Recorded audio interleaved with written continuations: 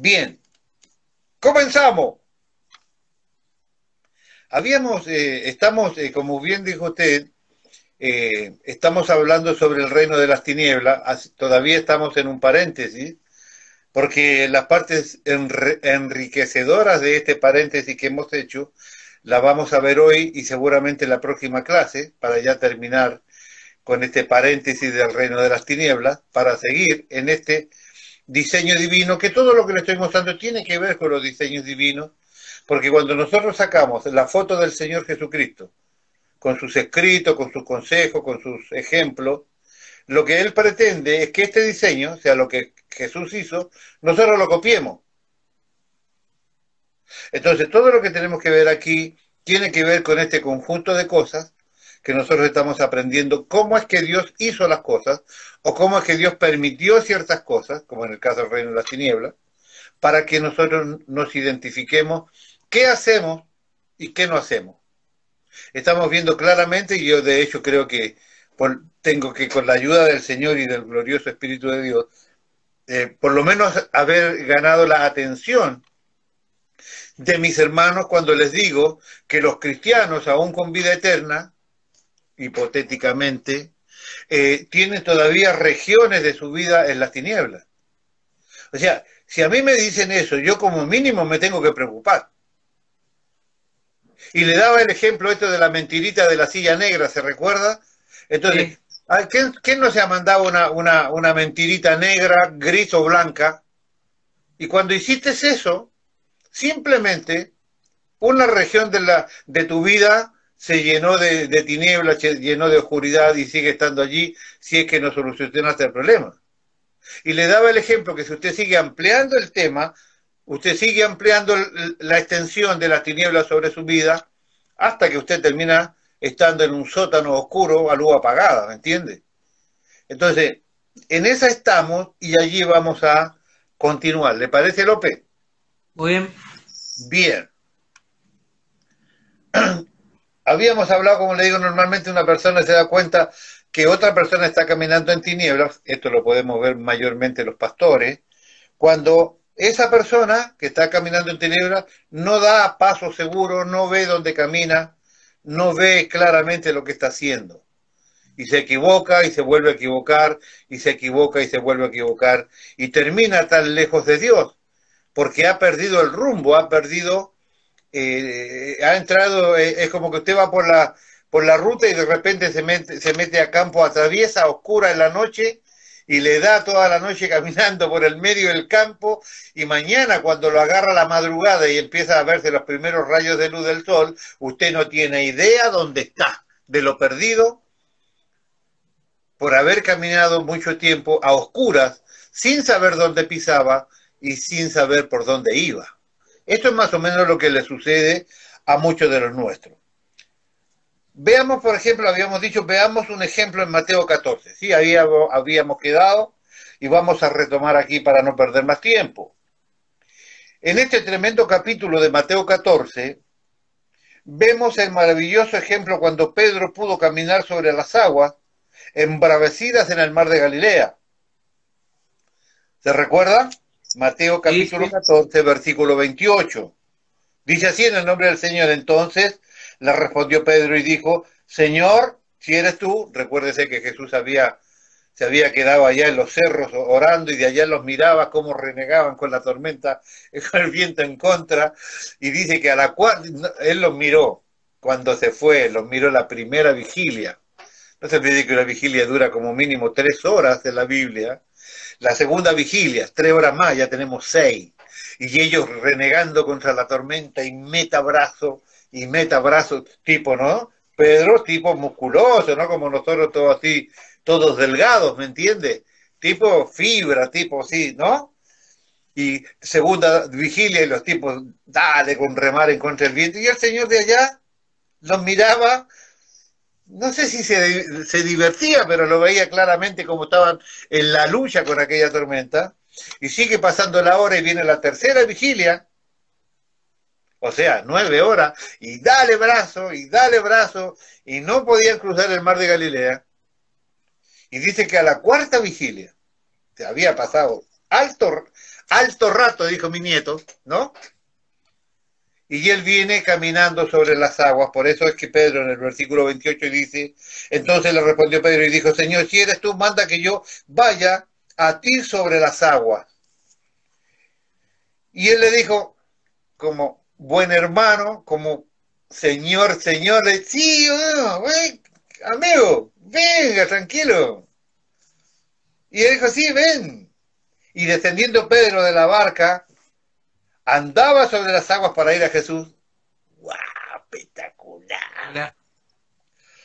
Pero al ver el fuerte viento tuvo miedo y comenzando a hundirse dio voces diciendo, Señor, sálvame. Escúchame, viejo pescador. ¿Qué habrá hecho usted, López? ¿No? El mar del Tuyú. ¿No?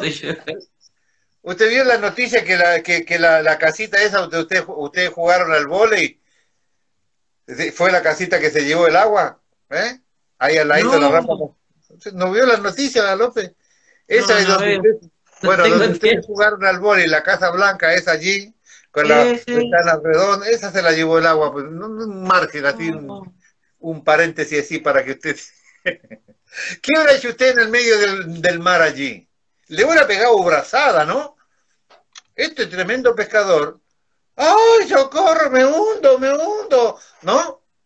No, yo atinaba a nadar, no sé si me explico.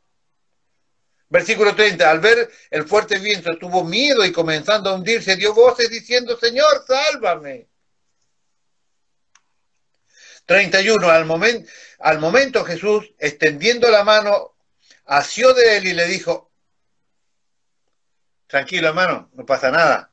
No, ¿sabe qué es lo que le dijo? Hombre de poca fe, ¿por qué dudaste? Nótese, estamos viendo diseños de Dios. Líderes, cuando usted vea que su hermano se hunde en el pecado, cuando vea que hay dudas, dígale, hombre de poca fe, ¿por qué dudaste? Si Cristo está para ayudarte. 32, cuando ellos subieron a la barca, calmó el viento. Más adelante en el capítulo 16, cuando Jesús hace la tremenda pregunta de ¿quién dice la gente que yo soy? Capítulo 16, versículo 17, para ser más exacto, él es el único que responde correctamente. Entonces, dice el versículo 17 de Mateo 16, entonces le respondió Jesús, bienaventurado eres, Simón, hijo de Jonás, porque no te lo reveló carne ni sangre, sino mi Padre que está en los cielos.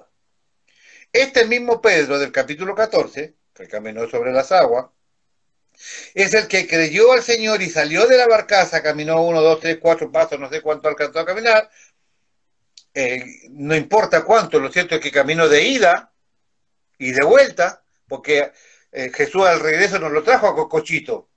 Era grandote Pedro, ¿me entiendes? Y caminó por las aguas de ida y de regreso. Después de esta experiencia, más adelante, 2 capítulos después, el Señor hace una pregunta que él solo pudo responder. ¿Hay una conexión? Yo les preguntaba el otro día, ¿hay una conexión entre estos dos hechos? De caminar sobre las aguas y responder correctamente a aquella importante pregunta. Yo puse respuestas, yo creo que sí. Creemos que el Espíritu Santo, quien era el único que podía dar la respuesta a esta pregunta, usted imagínese esta escena. Está el Señor con su gente allí, hace la semejante pregunta, ¿quién dice la gente que yo soy? Empezaron a dar una serie de respuestas que nosotros ya conocemos, uno dice que son Elías, otro dice que Juan el Bautista, y así daban una serie interminable de respuestas, y está el Espíritu Santo allí mirando aquella conversación, y él dice, yo tengo la respuesta, se la tengo que dar a uno de ellos, para que quede grabada en sus corazones y para que quede grabada en la Biblia para el tiempo futuro, y tengo que escoger uno de los interlocutores de los que están aquí. ¿A quién voy a utilizar para que pueda ser el interlocutor de semejante respuesta que va a quedar grabada en la Biblia para las edades futuras? ¿Se ve de café, López? Yo, miren, agua, porque ni gaseosa es, agua nomás. Bueno, entonces el Espíritu Santo dice, ¿a quién de todos estos que están acá voy a usar de interlocutor? Va a quedar grabado su nombre, que este apóstol dio la respuesta correcta a la semejante pregunta del Señor Jesucristo. Y el Espíritu Santo mira y ve a Pedro recordándose que él es el mismo que había sido capaz de desear salir, caminar por las aguas, había mostrado valentía, determinación, fe, porque de ida y de vuelta tuvo que haber algo de fe allí para que él pudiera caminar. Había creído en el Señor Jesucristo y supo a quién clamar cuando se estaba hundiendo, porque eso también es importante. Saber clamar cuando usted está hundiéndose en el problema, también usted tiene que aprender y saber a quién debe pedirle socorro para que te levante, y él también supo hacer eso. Entonces, el Espíritu Santo, por lo que había sucedido en la barcaza, usa como interlocutor de esta tremenda realidad, de esta identificación clara de quién era verdaderamente Cristo, usa al apóstol Pedro. Por esa sencilla razón. El Espíritu Santo escoge entonces al que creyó mucho y tuvo la fe necesaria para salir de la barca y caminar hacia Jesús en el mar. A él le tocó el maravilloso premio. El asunto aquí es que don Pedro se llenó de orgullo. ¿Cómo sabemos esto? Entonces, en este mismo pasaje es en donde Pedro le pone la mano en el hombro al Señor, lo lleva a un ladito y se atreve a darle consejos a Jesús de lo que Jesús debe hacer. Vení, Señor, vení. Deja esto un poco, vení conmigo, que yo te tengo la justa. Y le dice algo así como, mira, escúchame, Señor mío. Yo tengo una tremenda amistad, una tremenda afinidad con el Espíritu Santo. Somos casi uno, le dice Pedro, ¿no? Esta es una paráfrasis de Don Luis, ¿me entiendes? Mira, Señor, el Espíritu Santo y yo somos, pero ¿sabes cómo? Re contra amigos. Así somos, así nosotros dos. Y esto de ir a la cruz, ni se te ocurra, porque no, escúchame, vos no estás para eso. Qué feo, Jesús, pensar en la cruz con, ¿viste lo que es esto? Latigazo, crucifixión, sangre, muerte. No, vos no, lo tuyo no es la cruz, vos no tenés que ir a la cruz. No hay necesidad de eso. Vos tenés todo el poder, no hay necesidad de eso. Esto es en pocas palabras lo que sucedió en esa charla, en donde Pedro se creía en condiciones. Escucha, ¿a quién se le ocurre? Usted piense fríamente. ¿A quién se le ocurriría darle consejos al Señor Jesucristo? A Pedro. ¿Y usted cree que solamente a Pedro? No cuánto. ¿Usted se anota en esa lista de López? Sí, seguramente mi ignorancia lo ha hecho. Bueno, yo le voy a decir cuándo la gente se hace el gran Pedro. Cuando en nuestras oraciones nosotros le decimos al Señor cómo queremos que Él haga las cosas. Señor, yo quiero que hagas esto, esto y esto, te lo pido, Padre, quiero que hagas esto, te lo pido en el nombre de Jesús. Cuando nosotros les damos indicación, nosotros no tomamos dimensión de semejante pecado. Este es un pecado asquerosamente grotesco de Pedro, queriendo darle consejos a Jesús.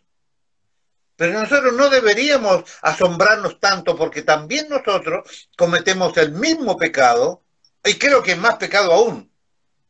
Porque en aquel momento Pedro había sido temporalmente iluminado con la presencia del Espíritu Santo. Todavía no se convertían verdaderamente al cristianismo, y ya lo hemos recontraestudiado. Pero nosotros somos templo del Espíritu Santo desde la muerte, desde la resurrección de Cristo. Nosotros cometemos más pecados que esto cuando nosotros nos atrevemos a decirle al Señor cómo queremos que sean las cosas. Cuando yo me atrevo a decirle, Señor, yo quiero una iglesia así, así, así. Mire, correme a este, sacame a este y dejame a estos 4 acá. Cuando nosotros elegimos, ¿cómo es que queremos que la cosa funcione? Estamos haciendo la misma que Pedro. Estuve revisando ayer que los 4 capítulos de 1 Corintios, 12, 13, 14 y también un poco de 15, donde el cuerpo de Cristo está siendo potenciado en dones y talentos, ministerios. Y dice allí claramente que el Espíritu Santo ha, en el capítulo 12, versículo 13, creo que, no, o 18, creo que ya lo vamos a ver, dice claramente que el Espíritu Santo los ha colocado donde Él ha querido. Es Dios colocándolos donde Él ha querido. ¿Y por qué nosotros le tenemos que dar indicaciones al Señor cómo hacer las cosas, cuando deberíamos aceptar su voluntad simplemente sin reclamo? Nosotros hacemos lo mismo que Pedro. Exactamente lo mismo que Pedro. ¿Qué era lo que le había pasado a Pedro para que se atreva a darle consejos a Jesús? Estaba lleno de orgullo. Cuando yo le quiero dar directivas al Señor, es que estoy siendo tan orgullosa que me creo en derecho y en condiciones de aconsejar a Dios. Mire qué ignorancia la nuestra. Ponga atención, por favor. Mira, Jesús, el Espíritu Santo y yo somos muy amigos, y esto de ir a la cruz ni se te ocurra. Es feo pensar este tipo de cosas, Jesús. No, esto no es para vos. Todos conocemos el tipo de respuesta que Jesús le da a Pedro y a su consejo. La respuesta no es ni cariñosa ni delicada. Jesús es muy violento cuando las tinieblas se manifiestan frente a él. Repito, Jesús es muy violento cuando las tinieblas se manifiestan frente a él. Acá, por ejemplo, cuando venían los líderes religiosos con todo este engaño y esta intención de hacerlo tropezar y con toda esta intención de la falsa santidad que ellos pretendían, y se presentaban como si fueran los rescatados del universo, y Jesús les decía claramente las cosas como él creía. Sepulcro blanqueado, huesera de muerto, hipócrita, ¿no? ¿No? No había pecado en estas declaraciones, porque Cristo no pecó.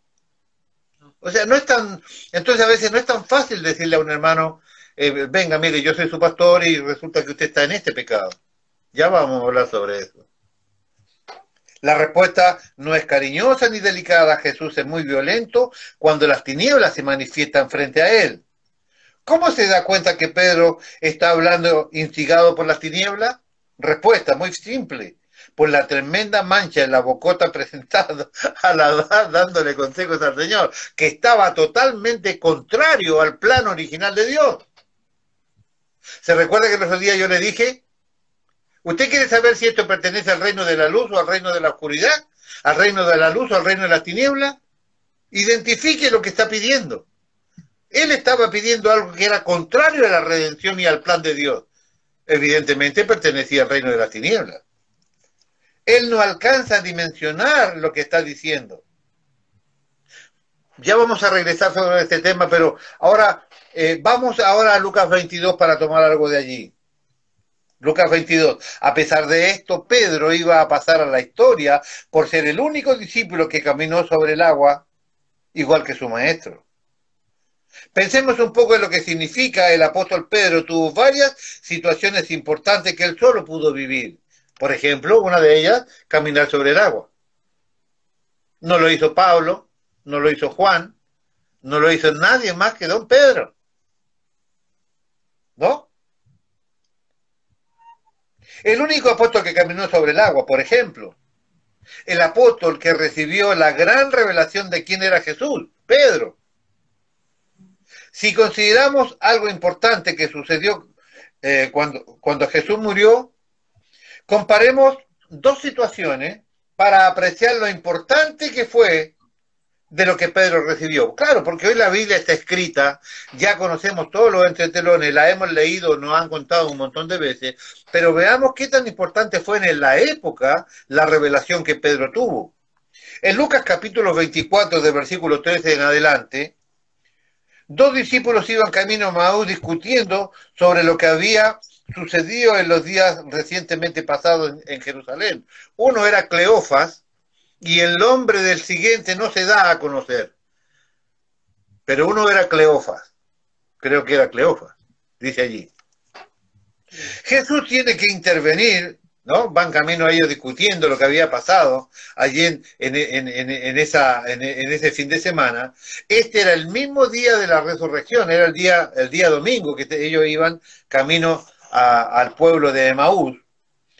Jesús tiene que intervenir de una manera tan dramática que aún tiene que darles de comer para que ellos se den cuenta de lo que estaba pasando.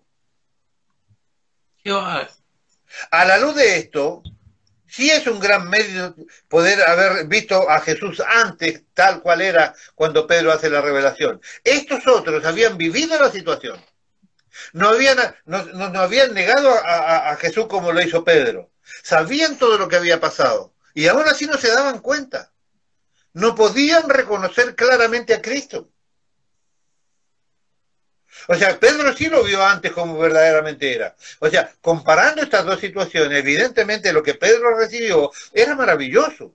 Poder identificar antes que todos estos sucesos, tomarlo preso, torturarlo, enjuiciarlo con mentiras, 5 juicios mentirosos hicieron, crucificarlo, resucitar, vencer la muerte. Antes que todo esto pasara, Pedro había podido decir: tú eres el Cristo, el Hijo del Dios viviente. Espectacular, porque estos otros ni siquiera sabían cómo se había resuelto esta situación. A la luz de esto, sí es un gran mérito poder haber visto a Jesús antes de esto. Pedro vio a Jesús claramente mucho antes que los demás. ¿Qué es lo que pasa en el capítulo 22 de Lucas? Veamos, versículo 29. Yo pues os asigno un reino, como mi Padre me lo asignó a mí, para que comáis y bebáis en mi mesa, en mi reino, y os sentéis en trono juzgando a las 12 tribus de Israel. Simón, recordemos que lo llamó Simón cuando él dio la respuesta correcta en el capítulo 16, siempre que pasaba algo importante, Jesús no le decía Pedro, le decía Simón. Lo llamaba por su nombre real. Ponga atención en esto. Lucas 22:31, dijo también el Señor: Simón, Simón, he aquí Satanás os ha pedido para zarandearos como a trigo. Atención, aquí tenemos un punto muy interesante que analizar, López. Y usted me va a responder algunas preguntas simples de salita de 5, ¿me entienden? ¿Quién gobierna las tinieblas, López? El diablo. Satanás, bien. ¿Qué derecho tiene Satanás de pedir a uno de nosotros? Tiene derecho si estamos en tinieblas. Correcto, respuesta. El derecho viene porque ellos ya estaban caminando en tinieblas. ¿Cómo sé que Pedro está caminando en tinieblas? Respuesta, por su orgullo que acabamos de analizar. Se atrevió a creer tenerla más clara que Jesús. Escúcheme una cosa, él cree que la tiene más clara que el propio Jesucristo. Mire, podría decir tanto de esto, pero no quiero porque hoy no quiero. Hoy vengo derechito, no sé si me explico. Respuesta, por su orgullo. La primera palabra fuerte que Pedro recibe después de Juan 16:17, de aquella tremenda declaración, Jesús le dice: apártate de mí, Satanás. Como un pico y un pico para abajo. A ver, ¿qué piensa usted de esto, López? Acá yo le pido, a ver, ¿qué piensa usted de esto, López? ¿Usted cree que Pedro lo escuchó?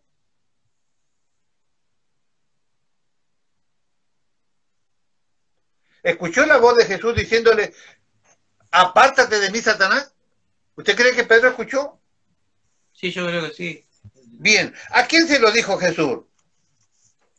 Respuesta, Jesús se lo dice a Pedro.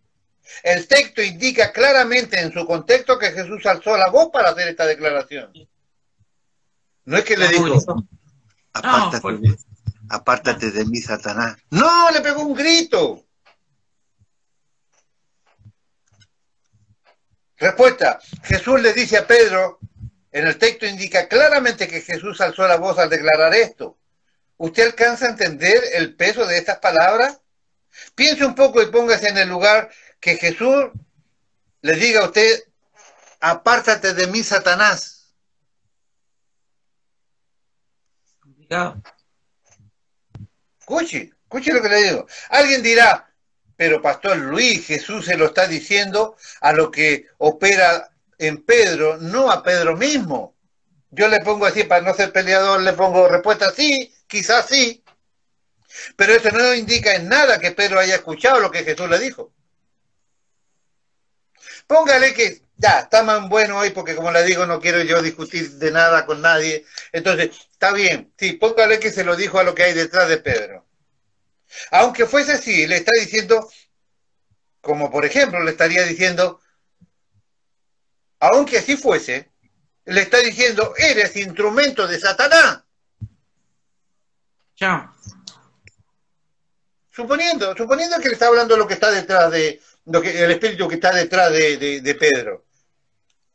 Aunque fuese así, le está diciendo, tú eres instrumento de Satanás. Le está diciendo, Satanás tiene el control sobre ti. Usa tu boca para hacer esta declaración. La misma boquita que pudo decir, tú eres el Cristo, el Hijo del Dios viviente, hoy está declarando cosas en favor del reino de las tinieblas. Por donde lo mire López es malo.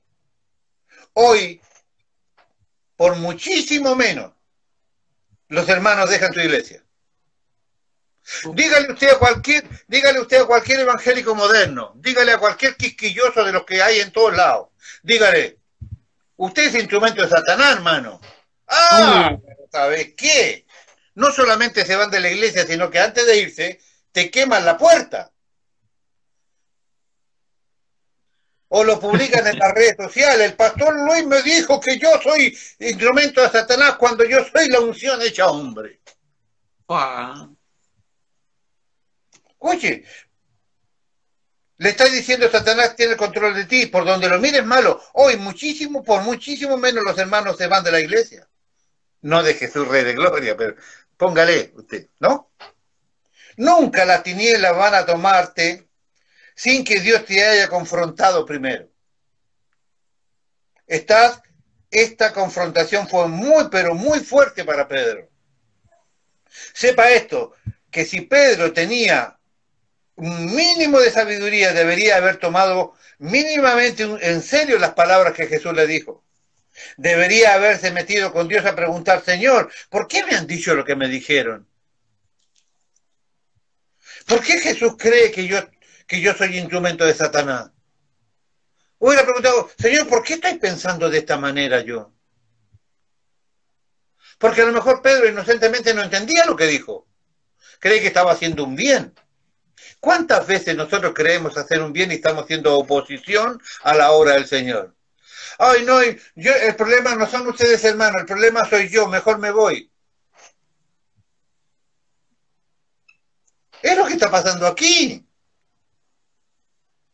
Si esto lo recibe alguien que camina en la luz, como mínimo le causaría una gran crisis espiritual y emocional. Porque estas son palabras muy fuertes, sobre todo saliendo de la boca del propio Señor Jesucristo. Tu autoridad máxima te acaba de juzgar como parte del reino de las tinieblas. Y todo esto en el hipotético caso, sí, bueno, se lo dijo al diablo que estaba detrás de Pedro. Listo. En el hipotético caso, aún así, todo esto le cabe a Pedro. Satanás es adversario. No es algo agradable saber que somos enemigos de Dios. No, hermano, una de las cosas que nosotros debemos tener en cuenta es procurar tener tan clara mi visión y mi misión en el reino de la luz para no terminar siendo ni instrumento de Satanás, ni vocero del diablo, ni tampoco ser parte integral del reino de las tinieblas. Él, Dios del cielo, no trata bien a sus enemigos. Nadie en su sano juicio quiere ser enemigo de Dios. Nadie. No podemos saber qué pasó desde Mateo 16-17, cuando hizo la gran declaración, hasta Lucas 22, cuando Jesús lo llama a Satanás, qué es lo que pasó por el corazón de Pedro. No lo podemos saber, pero hay algunos chispazos, hay algunas luces que se encendieron. Tenemos algunos episodios, algunas palabras, pero es evidente que Pedro no resolvió el problema. Pedro no resolvió, fue utilizado por el diablo, Jesús lo declaró claramente, pero él no buscó la solución. Como lo sabemos, ponga atención. Ahora, no solamente vean a Pedro en esto, mis hermanos, Véanse ustedes mismos o veámonos nosotros mismos de que cuando hemos entrado en conflictos con Dios y no lo hemos resuelto con Dios, lo que nos pasa. No lo veas que este pobre miserable Pedro, qué tremendo carnaza Pedro. No lo veas como parte integral de lo que nos pasa a nosotros en este siglo XXI. Tenemos algunos episodios, algunas palabras, pero es evidente que Pedro no resolvió el problema que tenía con Dios. Dijo que Pedro tenía orgullo por lo fácil, pero sí, sin problema pudo ser algo muchísimo más complejo lo que él tenía. El orgullo está en Pedro y eso es visible. Jesús aquella noche estaba hablando de muchísimas cosas.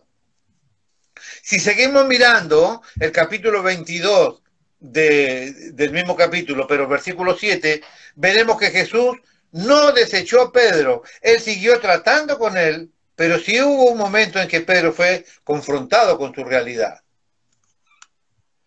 Lucas 22:7 dice, llegó el día de los panes sin levadura, en la cual era necesario sacrificar el cordero de la Pascua. Versículo 8, y Jesús envió a Pedro y a Juan diciendo, id, preparemos la Pascua para que la comamos. O sea, a pesar de todo lo que había pasado, Jesús no lo deja de lado. Jesús sigue tratando con él.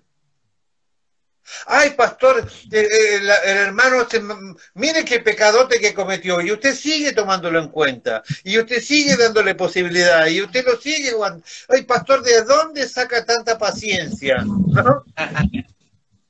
No digamos que él decía esas cosas, no, de acá, pues hermano, del ejemplo de Cristo, del diseño divino, del amor de Dios para con nosotros. ¿Cómo no tenerle paciencia a mis hermanos y a mí yo creo que, mire, los pecados que cometí yo, usted tiene que vivir 3 vidas para igualarme la mitad. Mire lo que le digo.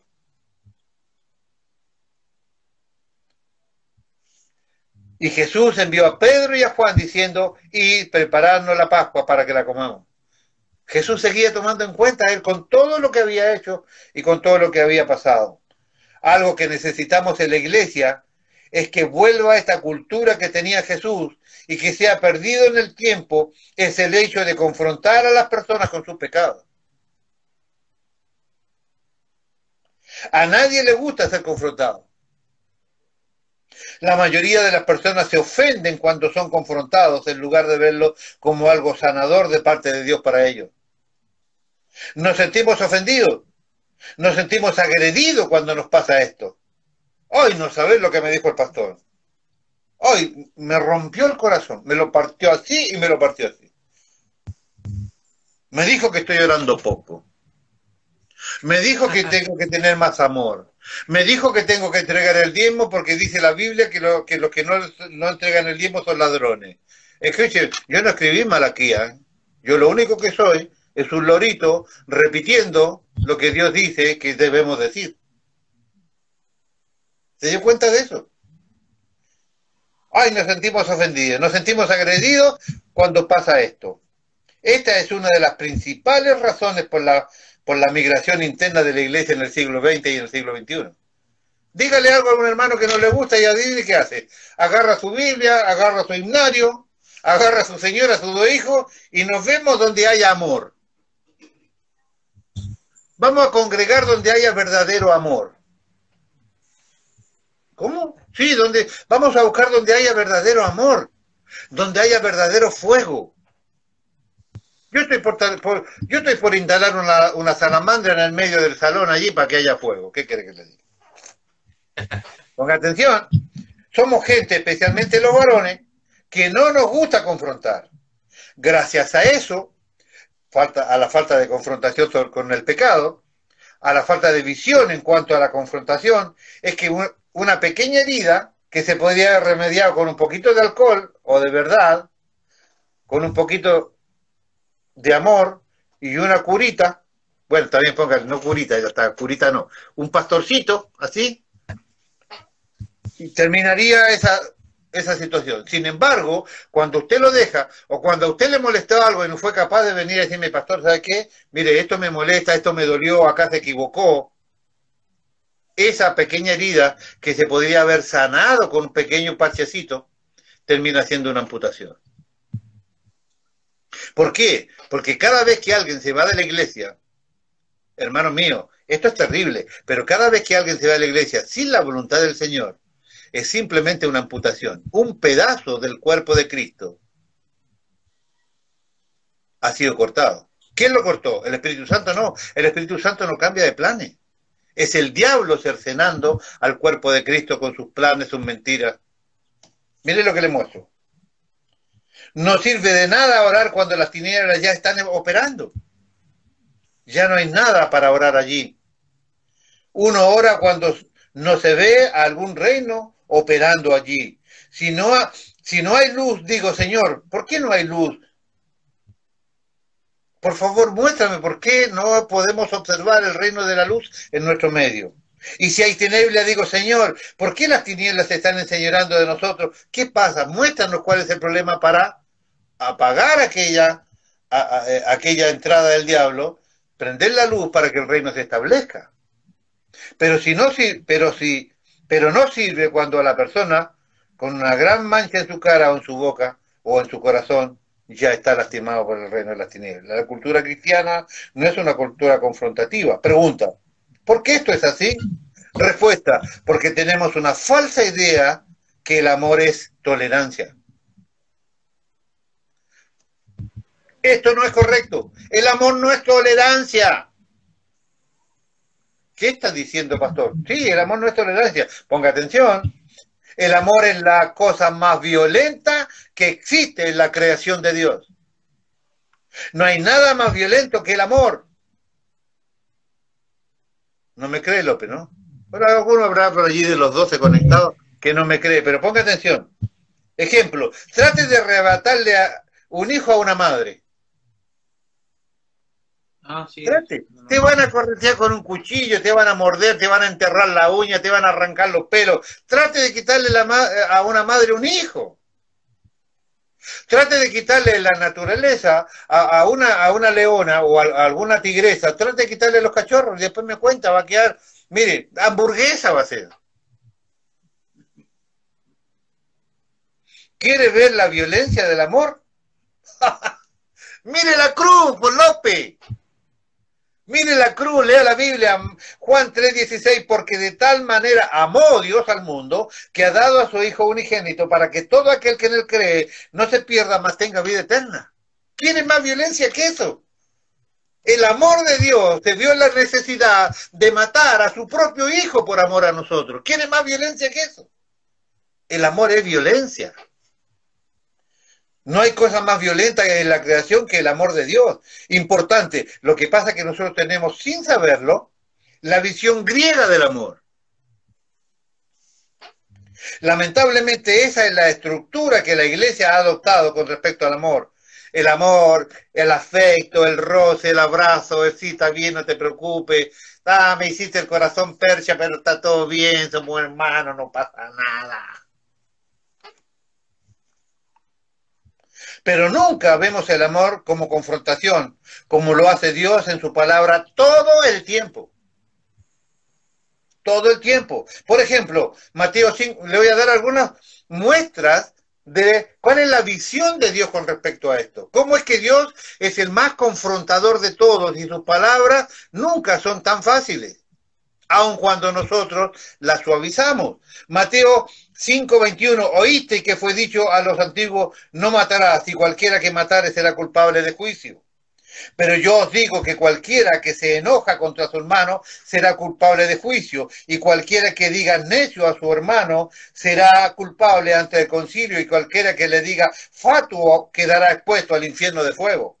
Por tanto, si traes tu ofrenda al altar y allí te acuerdas de que tu hermano tiene algo contra ti, deja tu ofrenda delante del altar y anda, reconcíliate primero con tu hermano y entonces ven y presenta tu ofrenda, porque ponte de acuerdo con tu adversario pronto, por tanto que estás en él en el camino, no sea que el adversario te entregue al juez y el juez al alguacil y seas echado en la cárcel. De cierto os digo que no saldrás de allí hasta que pagues hasta el último cuadrante.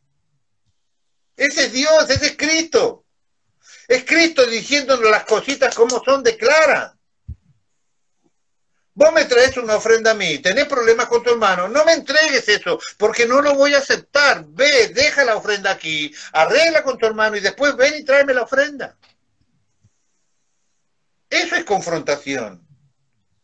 Pero es por puro amor, porque él está diciendo, agradezco tu ofrenda, la quiero aceptar, pero no en estas condiciones. Ve, arréglate y vas a tener dos cosas para darme, el amor con tu hermano y la ofrenda que me trajiste.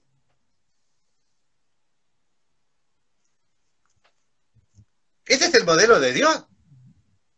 ¿Y cómo los hermanos se enojan cuando uno le dice, hermano, esto es así, así y así? ¿Por qué los hermanos se enojan tanto? Otro ejemplo mejor. Otro ejemplo. Lucas 3:8, haced pues frutos dignos de arrepentimiento, y no comencéis a decir dentro de vosotros mismos, tenemos a Abraham por padre, porque os digo que Dios puede levantar hijos a Abraham aún entre las piedras. Y ya también el hacha está puesta a la raíz de los árboles, por tanto, todo árbol que no da buen fruto se corta y se echa en el fuego.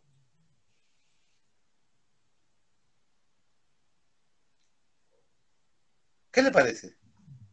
Hebreos 12:28. Así que, recibiendo nosotros un reino incorruptible, tengamos gratitud y mediante ella sirvamos a Dios agradándole con temor y reverencia, porque nuestro Dios es fuego consumidor.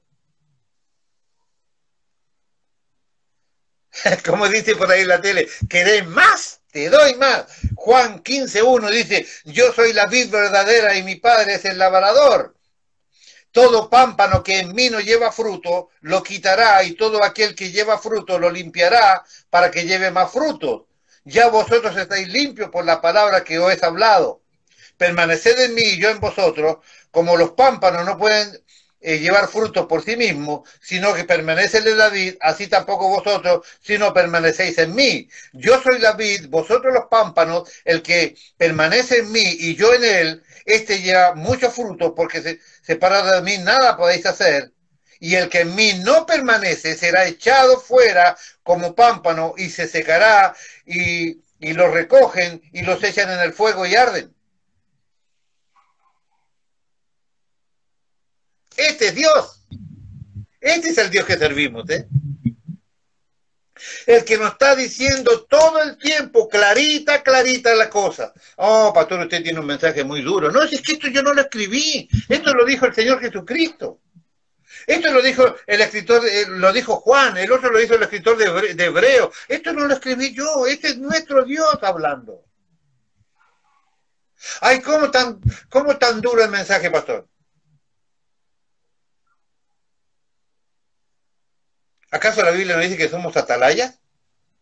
¿Acaso la Biblia nos dice en Apocalipsis 22 dice que si yo le corto un pedacito a la palabra, me van a cortar la oreja a mí? ¿Nos dice así la palabra o no? Entonces, no se puede hacer otra cosa que decir lo que Dios quiere. Si estamos hablando de confrontación, que es una muestra de amor para nosotros, debemos aceptar la palabra de Dios como está. Usted tiene que saber que esto no es al estilo nuestro, es al estilo de Dios. La gente generalmente se siente destruida cuando las autoridades de la iglesia lo confrontan con su pecado. Creen que son atacados o agredidos. Nunca lo ven como un acto de amor, como Dios siempre lo hace. En realidad deberíamos esperar gratitud y ponernos alegres de que Dios preparó a alguien para que nos pueda advertir de lo que está pasando con nuestras vidas. No es otra cosa que Dios al rescate, utilizando a uno de sus siervos por amor a nosotros. Generalmente nadie interviene para ayudar cuando se ve a alguien en problemas. Pero es muy común escuchar después, ¡ah, yo lo sabía! Yo sabía que el fulano andaba arrastrando el poncho. No, yo lo sabía. Mire, no sé si me lo mostró el Señor o qué, pero yo lo sabía. Sabía que ese no era de trigo limpio. No, sí. Yo sabía que ese hermanito se ponía los gorros esos que tenía los agujeritos acá. Yo sabía. Yo lo sabía. Es común escuchar decir, yo sabía que el hermano fulano estaba en problemas de pecado. No quise decir nada, dice. En ese proceso, cuando usted aparece, es cuando aparece la denuncia de Dios. Porque cuando usted, yo lo sabía, póngale que hubiera sido cierto que lo sabía, Si usted lo sabía, le va a decir Dios, ¿por qué no hiciste algo por lo que estaba pasando? ¿Sabía que a los ojos de la ley, si ves un delito y no lo denuncias, eres cómplice por encubrimiento? Esta es la justicia humana caída, que a pesar de estar caída, se considera un delito la no respuesta frente a la injusticia. ¿Cuánto más en el reino de la luz deberíamos decir lo que vemos y alentar de lo que sabemos para salvar a nuestros hermanos? Mejor regresemos a Lucas 22:31. Regresemos mejor, porque veo que yo escribo y me dejo llevar por la carne, póngale. Mejor regresemos a Lucas 22:31. Lucas 22:31 dijo también el Señor: Simón, Simón, he aquí Satanás os ha pedido para zarandearos como a trigo, pero yo he rogado por ti que tu fe no falte, y tú, una vez vuelto, confirmes a tus hermanos. Analicemos en 3 minutos este pasaje, López. Versículo 32. Sí. He rogado por ti. ¿Jesús rogando por uno de nosotros? ¿Jesús rogando por uno de nosotros? Con todo, pensemos claramente en Pedro, con todo lo que Jesús sabía de Pedro, aún así sigue rogando. Oye, rogando, Jesús es Dios. Dios rogándole al Padre, Dios rogándole al Espíritu Santo por Pedro, con todo lo que Pedro significaba. ¿Cuántas veces Jesús habrá rogado por nosotros? Porque si lo hizo con Pedro, ¿por qué no lo puede hacer por mí? Si lo hizo con Pedro, ¿por qué no lo puede hacer con usted o por cualquier hermano de lo que está escuchando? He rogado por ti. ¿Jesús rogando por uno de sus hermanos? He rogado por ti. ¿Para qué? Respuesta: para que tu fe no falle. ¿Cómo? Para que tu fe no falle. Jesús está rogando para que tu fe, aún en pecado, no falle. Y una vez que haya regresado, ¿regresado de dónde? Respuesta: de las tinieblas. Literalmente el diablo lo iba a posicionar nuevamente en el reino de las tinieblas. Al que caminó sobre las aguas, sí, a Pedro. Al que recibió la palabra rema para decir que quién era el Cristo realmente, sí, a ese. Satanás lo toma y lo vuelve a meter de lleno en el reino de las tinieblas. ¿Por qué? Respuesta: porque él dio lugar a las tinieblas. Lo que debemos observar que claramente hay un proceso en todo esto. Las tinieblas no te agarran súbitamente de sorpresa, hermano mío. Tú ves venir a una nube negra que te aparece delante de ti y tú tienes tiempo para tomar las decisiones correctas o estas de pecado si te agradan. Deberíamos pedirle al Señor que haya alguien cuando yo estoy a punto de caer en las tinieblas para que me confronte, me diga realmente lo que ven. Muy importante, ¿de qué depende que Pedro vuelva? Ponga atención, porque, repito, no vea solo a este pobre Pedro, miserable, pecador, traidor, cobarde, póngale, ¿no? Estamos hablando de alguien que cree en Cristo, que ha estado cerca de Él, que ha profetizado en el nombre de Él, que ha hecho cosas buenas para Él, y de repente ha caído en pecado. Las tinieblas han venido sobre su vida. ¿Quién de nosotros no le ha pasado esto en algún momento? Por eso esto es tan importante, porque aquí lo que yo le voy a enseñar ahora, usted va a tener medianamente claro, de acuerdo a cuánto conoce a las personas, ustedes van a tener medianamente claro, hermanos, a personas de su familia, hijos suyos quizás, esposos, esposas, amigos, compañeros de trabajo, todo el mundo que usted haya conocido, que ha militado en el Evangelio y que ha dejado las iglesias.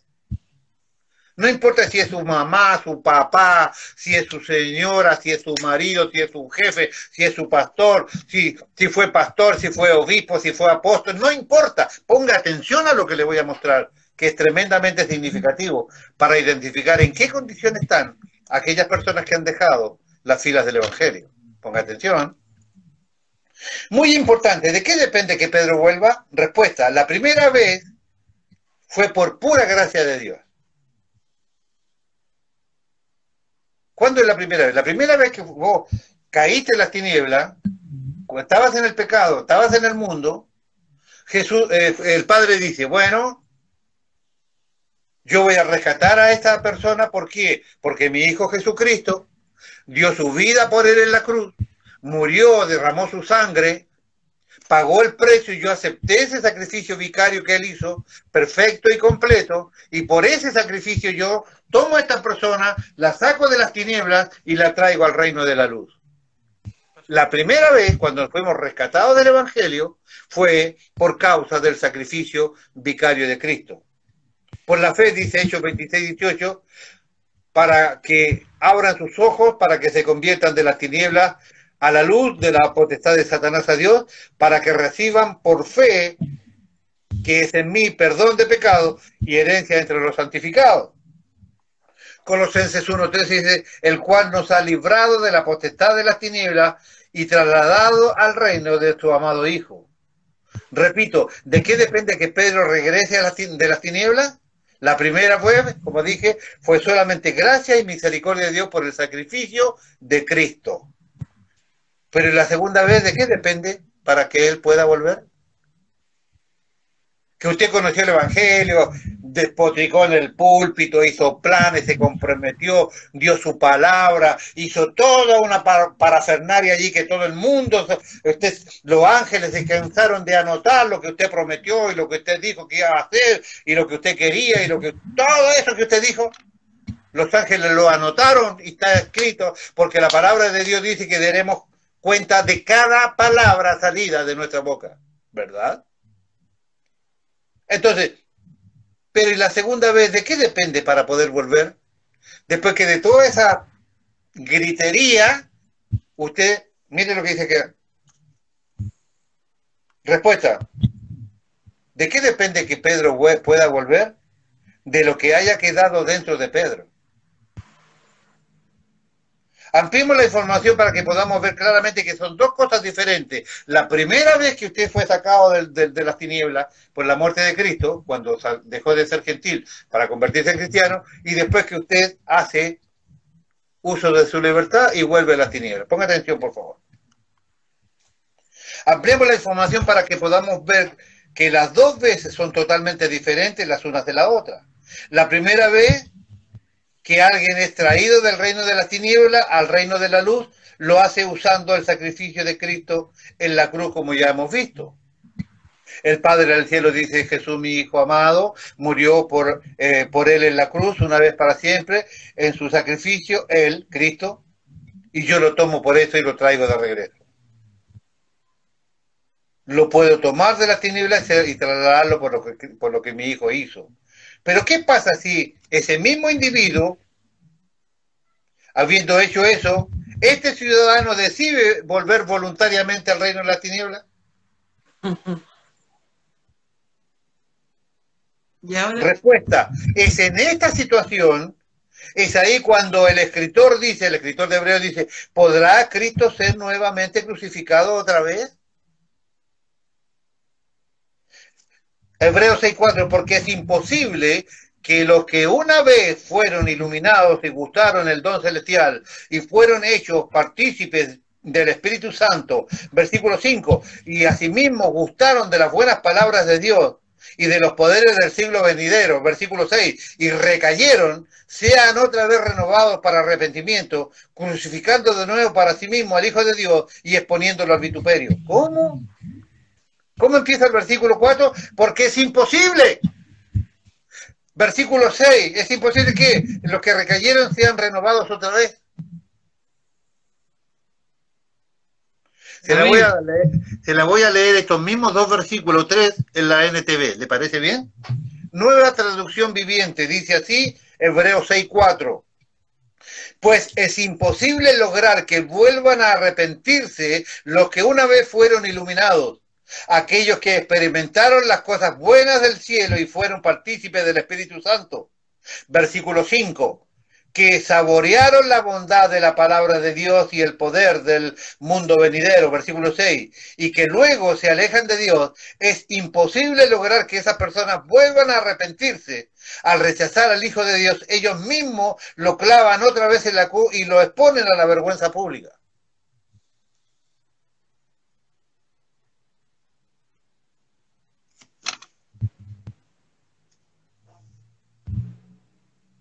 Hay alguna línea de pensamiento de unos comentaristas muy serios, que hay una línea claramente que Dios puede rescatar al que quiera. Claramente que sí, por supuesto que sí. Dios puede rescatar al que Él quiera.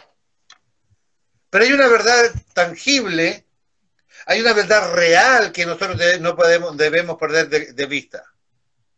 Que Dios es veraz y su palabra no se puede contradecir nunca. El escritor de Hebreo dice claramente, si estas personas deliberada y voluntariamente fueron... ¿Podemos sacrificar otra vez a Cristo? No, hay un solo Cristo que ya fue sacrificado por los pecados. Ya Dios no puede usar el mismo sacrificio para aquella persona que voluntariamente regresó a meterse en el mundo de las tinieblas. Tengo aquí dos comentarios que quiero magnificarle con respecto a este tema. Ponga atención, por favor. Versículo 6, recayeron la palabra. En Gálatas 5:4 tenemos una caída o declinación menos extrema que esta. Dice, habéis caído de la gracia. Aquí significa una completa y voluntaria apostasía. No lo que los judíos hubiesen caído así, pero les advierte el resultado de semejante retrogresión si ellos, en lugar de seguir adelante hacia la perfección, tuviesen la necesidad de aprender de nuevo los principios básicos del cristianismo. Es apostasía, simplemente apostasía. Otra vez renovado, la palabra griego es otra vez renovado, imposible. Imposible renovarlos otra vez, es decir, que a los que fueron una vez iluminados, es imposible, ya habían sido renovados o iluminados, o de hecho nuevos otra vez, estaban por necesitar serlo de nuevo una tercera vez. No se puede sacrificar a Cristo todo el tiempo que yo determine volver a las tinieblas.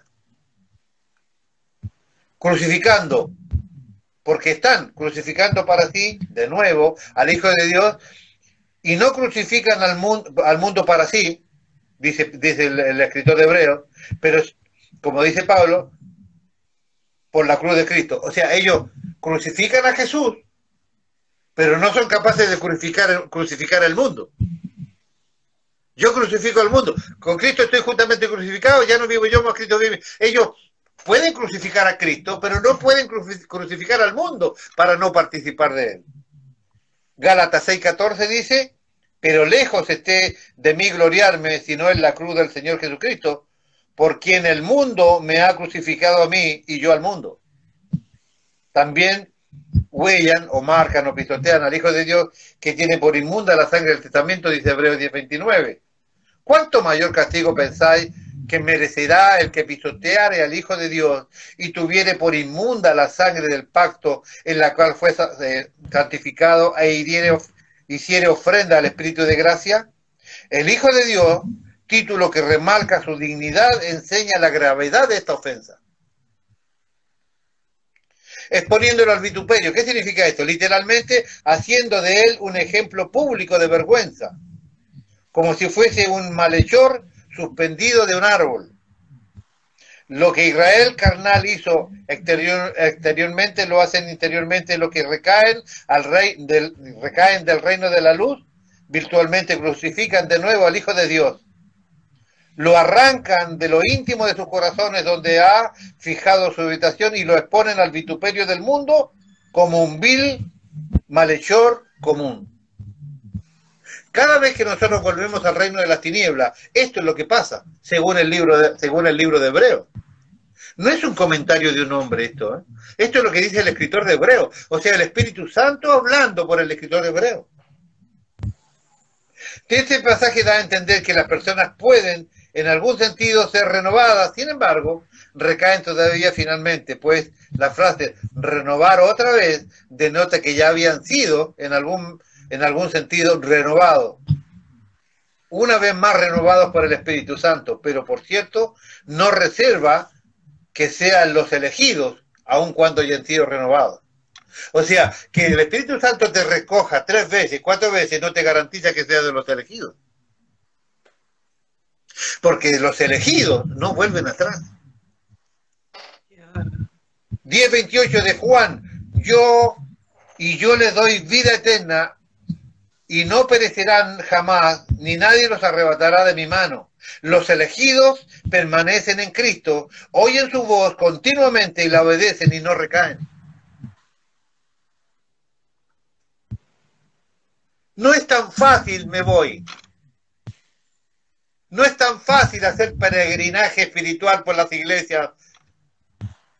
No es tan fácil tomar mi propia decisión olvidándome de la decisión de Cristo en mi vida. Todo el mundo sabe, nunca quise ser pastor. 10 años escapé al pastorado. Hoy por hoy disfruto de ser pastor porque he entendido la importancia que tiene obedecer a Dios. Pero esto no en nada quita que por momento, hermano, la carga se hace mucho, muy pesada, mucho, muy difícil. Cuando la incertidumbre del accionar de mis hermanos, que vos no podés saber con quién contás, es tremendamente desgastante para un pastor. El que no permanece en Cristo es arrojado como pámpano seco, pero el que mora en él vuelve cada vez más libre de pecado. No le pueden tocar los malos. Él por la fe vence al mundo. Una fe temporaria es posible. Hay hermanos que pueden tener fe por tiempo. ¿Sabía usted eso? Usted lo puede ver, uy, sí, lo que decíamos antes, sí, vamos a hacer, vamos a ir, vamos a predicar, vamos a ganar a todo el mundo, mire, a todo el mundo para Cristo, y vamos a ir para allá, y vamos a ir para acá, y vamos a hacer esto, vamos a hacer... Y después usted, y el hermano, y en vez de verlo allí nadando caminando sobre las aguas como Pedro y Jesús, lo ve ahí comiendo arena en el fondo, sin saber por qué. Puede tener fe temporal una persona. Y esto es tremendamente grave. Mire, una fe temporaria es posible sin que uno sea por ello constituido como uno de los elegidos. No es mi idea, Marcos capítulo 4, versículos 16 y 17. 16 dice, estos son asimismo los que fueron sembrados en pedregales, los que cuando han oído la palabra al momento la reciben con gozo, pero no tienen raíz en sí, sino que son de corta duración, porque cuando viene la tribulación o la persecución por causa de la palabra, luego tropiezan. Fe temporal. Usted se va entendiendo, López, le digo a usted, López, porque al que tengo a la vista, pero se va entendiendo porque usted puede entender con esta visión del funcionamiento de la iglesia. Usted se da cuenta que usted va viendo por qué a veces desaparecen personas del medio y usted no sabe por qué, ni dónde, ni cuándo. Usted se da cuenta que esto le da una visión a los padres para saber en qué dimensión están sus hijos. O le da una visión al marido para saber en qué anda su señora. O le da una visión a la señora para saber en qué está su marido. ¿No se da cuenta que aquí esto les muestra claramente cómo funciona el corazón de los hombres a la luz de lo que ve Dios por nosotros? Y que el mundo de las tinieblas gana circunstancialmente territorio sobre nosotros y nosotros ni enterados. Mentir, no, sí, todo el mundo lo hace. Hermano, en un cristiano es grave. No, sí, no, de llegar los diezmos, no, ¿cómo los diezmos? Sí, los diezmos son del Antiguo Testamento. Jesús también diezmó, hermanos míos. Y yo, te digo más, pertenecían a la ley. Te tengo malas noticias, los diezmos son anteriores a la ley. Correcto. O sea, Dios empezó a provocar en el corazón de los hombres los diezmos antes que la ley. No, sí, pero es que Cristo tiene una sola iglesia, entonces si yo estoy aquí o estoy allá enfrente es lo mismo. No, dice claramente, 1 Corintios 12, 18, claramente que Él nos ha plantado donde Él ha querido. No es como tú quieras. Y si vos quieres hacer tu propio evangelio, tenés dos problemas. O te convertís en Jesucristo, o te haces tu propia religión, porque acá, en este negocio, esa es la manera de Dios. Y Dios tiene una palabra establecida para nosotros podamos caminar. Al mismo tiempo ellos no limitan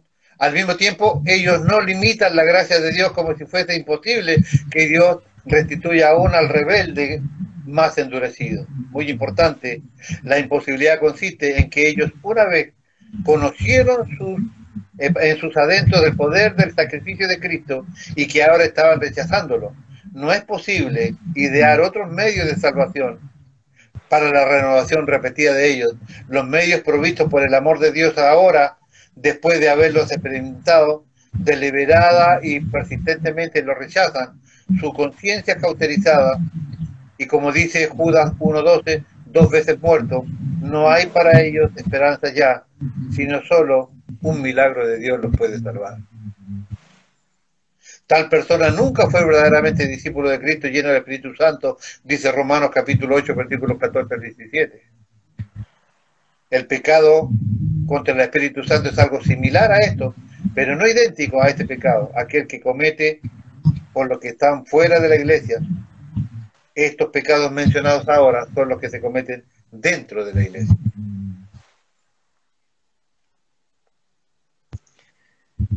William Barclay dice, hablando del versículo 4 de Hebreos 6, esto es uno de los pasajes más terribles de las Escrituras. Empieza con una especie de lista de los privilegios de la vida cristiana. El cristiano ha sido iluminado por Dios, hermano, por Dios. Mire, y los apóstoles, y los cardenales, y todo, mire, iluminado, el Espíritu Santo ha iluminado a los cristianos con tu palabra. ¿Por qué iluminado? Porque no puede haber revelado, porque si no, ya sabemos, hay muchos evangélicos que dicen que Dios les revela su palabra, ¿no? O que le impida su palabra. Si fuese así, la Biblia no se hubiera terminado. Revelaciones bíblicas ya no hay. Hay iluminación de la palabra de Dios. ¿Está claro eso? Ya lo hemos estudiado. El cristiano ha sido iluminado. Esta es una de las ideas favoritas del Nuevo Testamento. Sin duda tiene su origen en la figura de Jesús como la luz del mundo, la luz que ilumina a todas las personas que vienen a este mundo, según Juan 1:9 y según Juan 9:5. Tan íntimamente entretejida con el cristianismo, llegó a estar esta idea de que la iluminación, la palabra para esta palabra en el griego es fotismos, en el griego, llegó a ser sinónimo de bautismo, y el ser iluminado es como ser bautizado. Buenísimo. De hecho, eso es lo que muchos han entendido y han considerado que este pasaje quiere decir que no hay posibilidad de perdón para los pecados cometidos después del bautismo. Hay iglesias, escuche, hay iglesias que postergan el bautismo de las personas hasta cuando están cerca de la muerte. ¿Sabe por qué? Porque ellos consideran que todo pecado que cometen desde que aceptaron hasta Cristo, y todos los pecados cometidos desde el bautismo hasta su muerte no tienen perdón. Nosotros no creemos esto, pero según lo que dice el texto de Hebreos, dice claramente esto. Para los antiguos era tan importante el bautismo como la iluminación de la palabra. Pongan atención, interesante esto. De aquí que haya habido tiempo y lugares en los que el bautismo se ha pospuesto hasta el momento de la muerte para mayor seguridad de la salvación de ellos. ¡Qué tremendo! El cristiano ha saboreado gran gratuito, el don gratuito que viene del cielo. Solo en Cristo podemos encontrar la paz con Dios. El perdón no es algo que se pueda ganar, es un don gratuito. Solo cuando venimos a la cruz, nuestra descarga rueda cima abajo, cima con ese. El cristiano conoce por experiencia el inconmensurable alivio que trae el perdón de Dios. El cristiano participa, fue iluminado. Segundo, el cristiano participa del Espíritu Santo. Tiene en su vida una nueva dirección y un nuevo poder, el Espíritu Santo. Ha descubierto la presencia de un poder que no solo le dice lo que tiene que hacer, sino le ayuda cómo hacerlo. Tercero, el cristiano saborea la maravillosa palabra de Dios. Esta es otra manera de decir que ha encontrado la verdad. Es característico de los seres humanos el buscar la verdad a tientas, como los ciegos. Es parte del castigo y del privilegio de los seres humanos el no poder descansar hasta que hemos descubierto el sentido de la vida. En la palabra de Dios encontramos la verdad en el sentido de la vida. El cristiano saborea los poderes de la era venidera, pero el cristiano saborea ya, aquí, ahora, las bendiciones de la era por venir, el reino de la luz, que es el reino de Dios. Aún en el tiempo de prueba, saborea ya anticipadamente la eternidad. El autor de Hebreos completa así su brillante catálogo de las bendiciones del cristiano y después, de pronto, resuena como un trueno. Pero se vuelven apóstatas, se vuelven atrás, a pesar de todo esto. ¿Qué quiere decir con esto de que es imposible que los que se han convertido en apóstatas puedan ser renovados para arrepentimiento? Muchos pensadores han tratado de darle una vuelta a esta palabra imposible. Adimatón es la palabra griega para imposible. Erasmo sostuvo. Es muy difícil pasar por arriba esa palabra, es muy difícil. Erasmo sostuvo sobre arimatón, sobre imposible, que había que tomarla en el sentido de difícil hasta el punto de casi imposible. Está bueno. Buena definición, ¿no? Erasmo decía que había que tomar esta palabra en el sentido de tan difícil a punto de que casi imposible, ¿no? Está bueno, está buenísimo. Erasmo derrota. Erasmo, sí. Penkel adujo que lo que es imposible para el hombre es posible para Dios y que debemos encomendar lo que han creído, que esta condición a la misericordia del amor singular de Dios. Pero cuando leemos este pasaje debemos recordar que se escribió en una época de persecución. En los tiempos de la apostasía era simplemente pecado capital. En cualquier tiempo de persecución uno puede salvar su vida. ¿Cómo? Renegando de Cristo.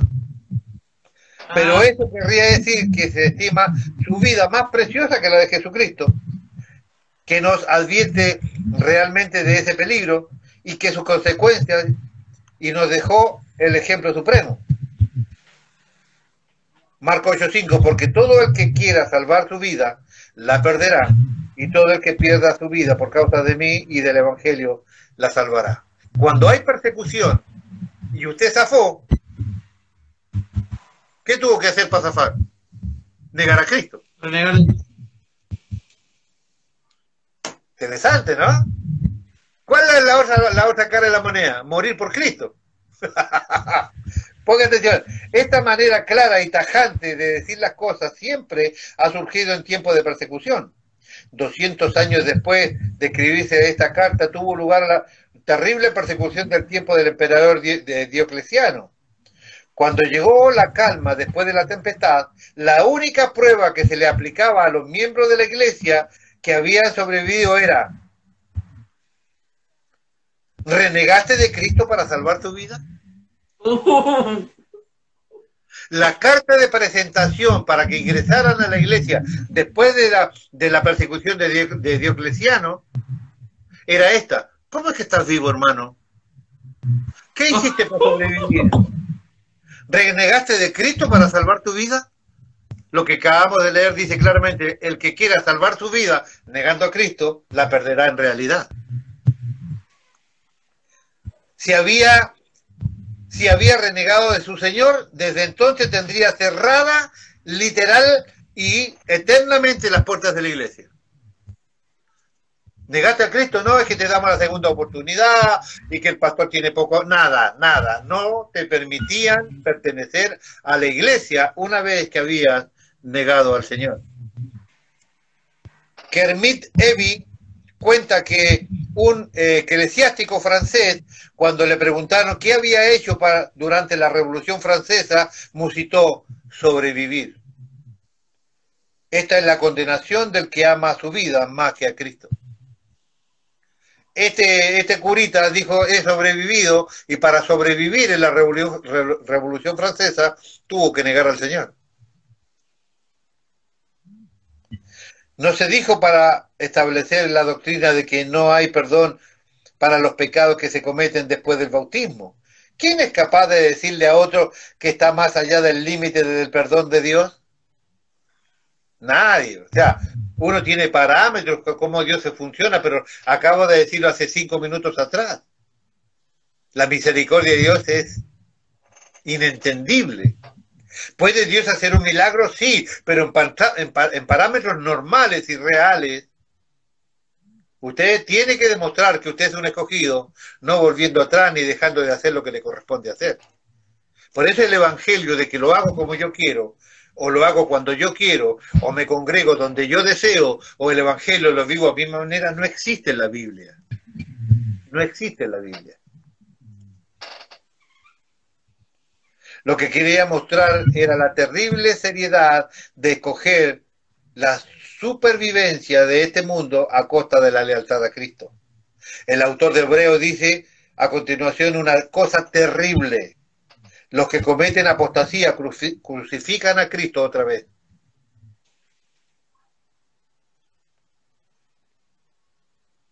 Aquí hay una verdad segura. Detrás del pensamiento del autor de Hebreos hay una aceptación tremenda.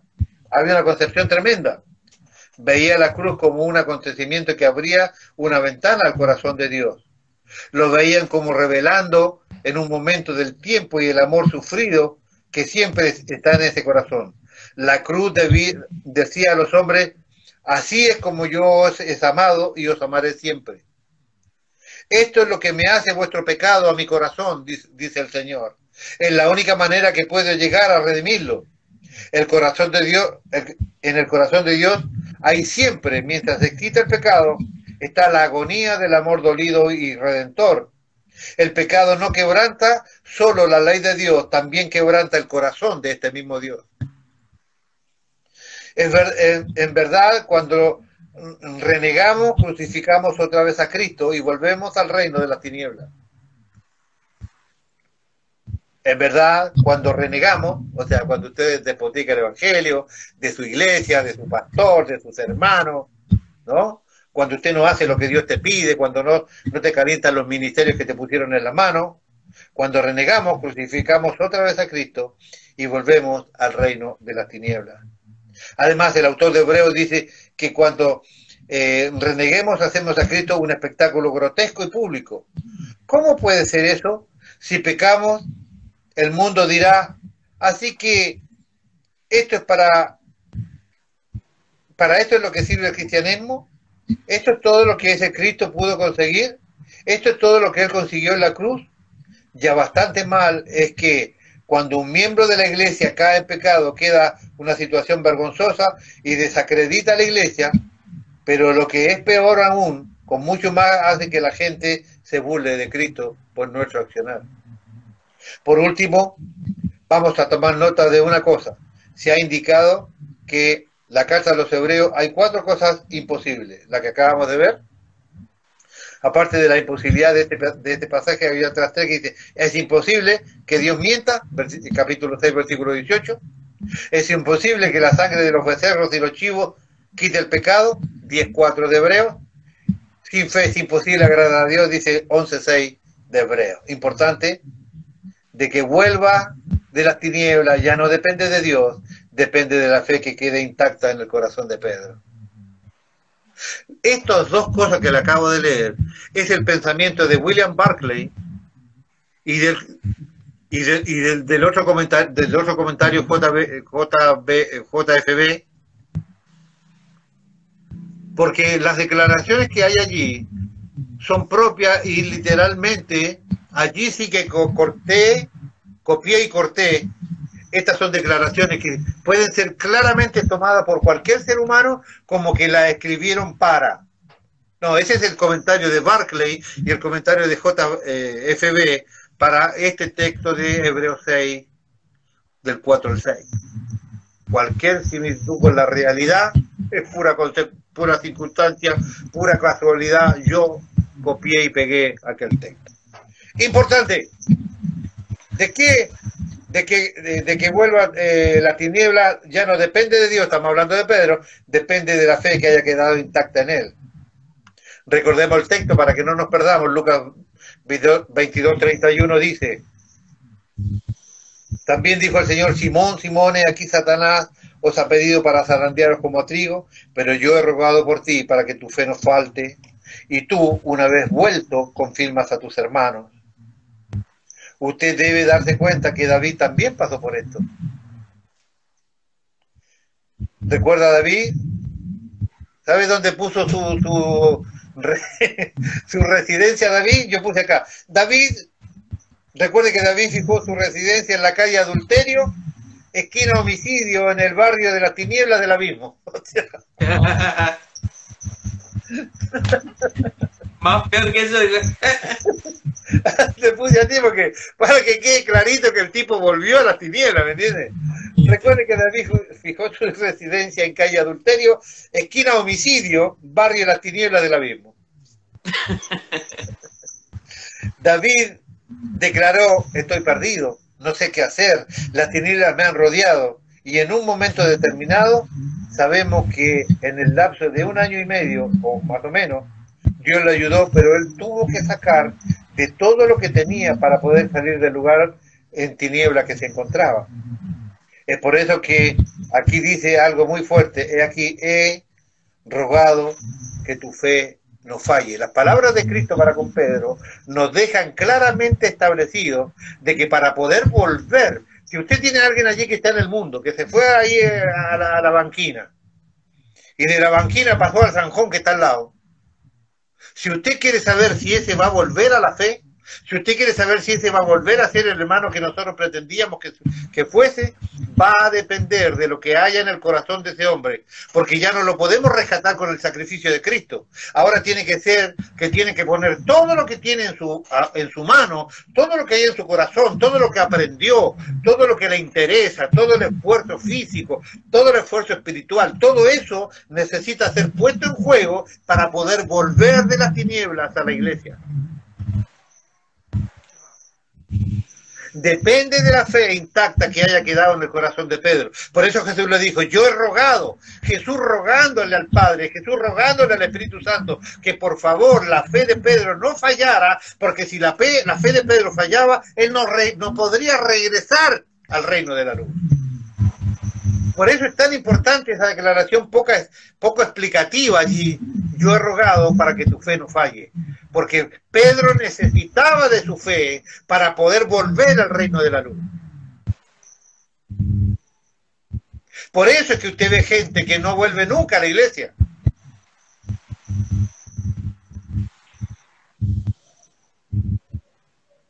Y una vez que haya regresado, porque Pedro será movido de un lugar a otro, cuando haya regresado de ese lugar donde vas a ser puesto, confirma a tus hermanos. Versículo 33. Pedro le dijo: Señor, dispuesto estoy a ir contigo, no solo a la cárcel, sino también a la muerte, dijo él, ¿no? Sí, a Pedro. Respuesta 22:34 de Lucas. Y él le dijo: Pedro, te digo que el gallo no cantará hoy hasta que tú niegues 3 veces que me conoces. Y a ellos les dijo: cuando os envié sin bolsa, sin alforja, sin calzado, ¿os faltó algo? Y ellos respondieron: no, nada, nunca. Y le dijo: pues ahora, el que tiene bolsa, tómela, y también la alforja, y el que no tiene espada, venda la capa y compre una. El Señor le estaba hablando claramente a sus discípulos de lo que le esperaba vivir en los días subsiguientes. Y le tengo que cortar acá la noticia porque son más de las 9. Vamos a analizar puntualmente las frases declarativas de esta situación de Pedro al regreso. ¿Qué se necesita para volver del pecado? ¿Qué se necesita para volver de las tinieblas? ¿Qué se necesita para volver a ser un cristiano con posibilidades de redención? Hermano, aquellos que han estado en la iglesia y que han, por misericordia de Dios, vuelto sin mayores tropiezos, es imprescindible que entiendan que parte del ser de ellos está en tinieblas todavía, y que por allí se inmiscuye el diablo, y por allí va ganando terreno, y por allí, al no darnos cuenta de las trampas que nos pone, terminamos tan embetunados de oscuridad que después no sabemos dónde pisamos. Hemos dejado establecido claramente cuál es el funcionamiento y el proceso de las tinieblas, y cuál es el funcionamiento y el proceso que tiene Dios con nosotros. Lo maravilloso que es ser cristiano, lo terrible que es caer en las garras de Satanás, lo terrible, aún más todavía, que es caer en las manos del Dios vivo. A mí esto me llena de aliento, poder aprender a caminar, poder ver con esta información bíblica y teológica, poder ver el futuro de la iglesia. Tenemos futuro en la iglesia, pero tenemos un montón de razones para llorar también. Pero Pedro es un gran ejemplo que vamos a seguir estudiando un poquito más así, para poder entender claramente lo que Dios quiere con nosotros. Nosotros somos Pedro. Hemos tenido revelaciones, hemos visto milagros, hemos participado de milagros, pero también cometemos pecados como decirle a Dios lo que tiene que hacer, o hacer nuestra propia voluntad cuando se nos ocurre, terminando tan lejos de Él, atrapados por las tinieblas y en el sótano sin luz. Nosotros somos Pedro.